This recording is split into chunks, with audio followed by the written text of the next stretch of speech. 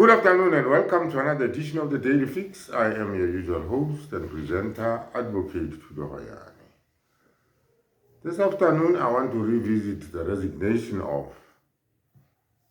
the senior or lead, the senior evidence leader in the MOTAU Commission, Advocate MOTAU.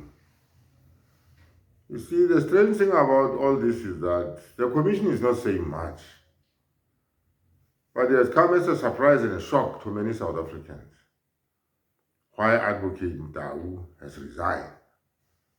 And one would have thought that the Commission would come up with some kind of explanation, to allay people's fears, so that, to put paid to a lot of speculation about just what could be going on here.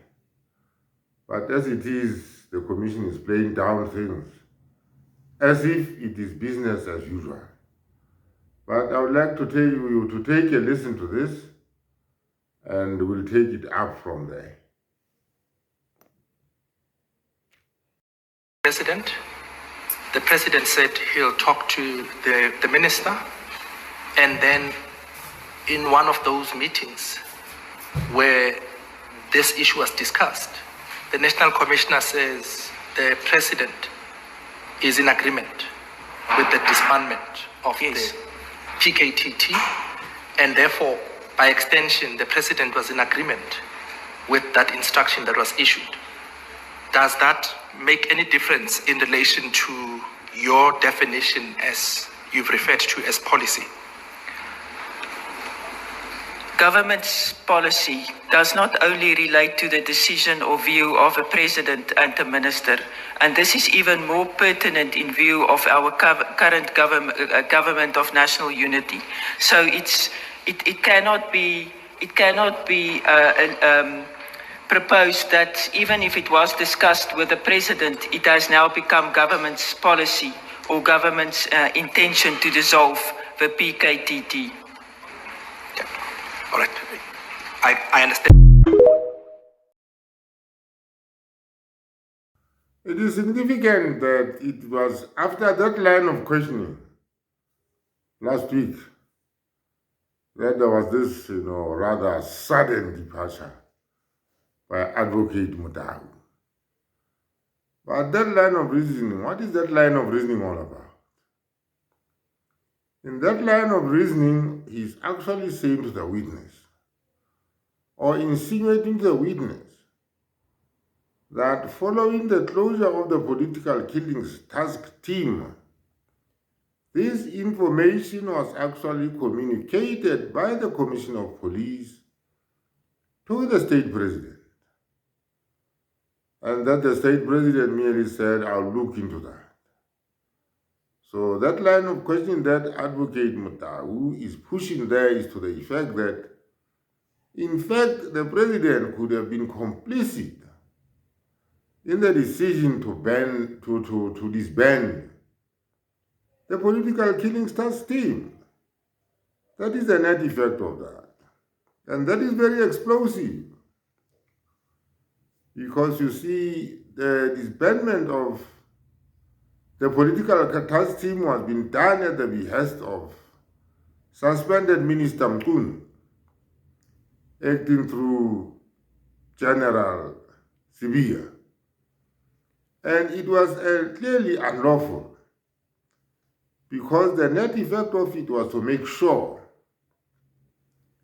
that a lot of syndicates or syndicated crime does not get investigated, because the political killings task team was hot on the trail of these syndicates. So MOTAU there makes a very explosive, statement, and puts it to the witness that the state president could have been complicit in this. Now, the question that one asks himself is, was some pressure brought upon to bear on him, following, given that, he had sort of driven that line of questioning to insinuate the knowledge and complicity of the state president in the disbandment of the political killing stacks team. So there are more questions than answers. But the Madanga Commission must not just, hope that this matter will just go away.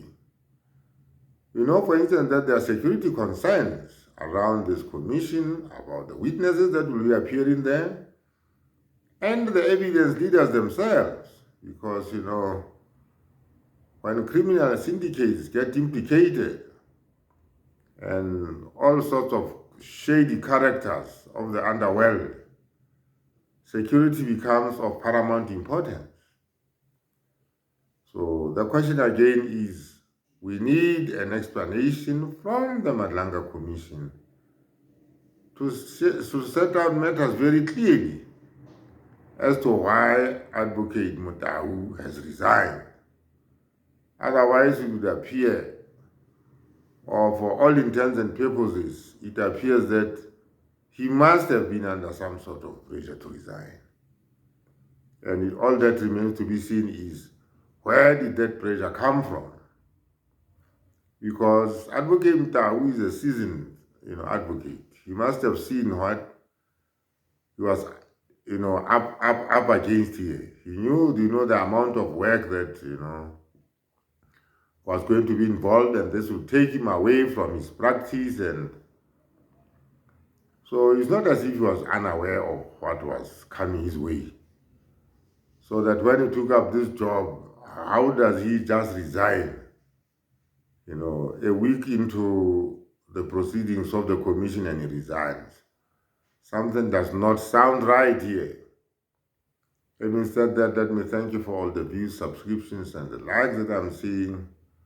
Please keep on subscribing, and let us march on to the 12,000 subscriber mark. Thank you very much.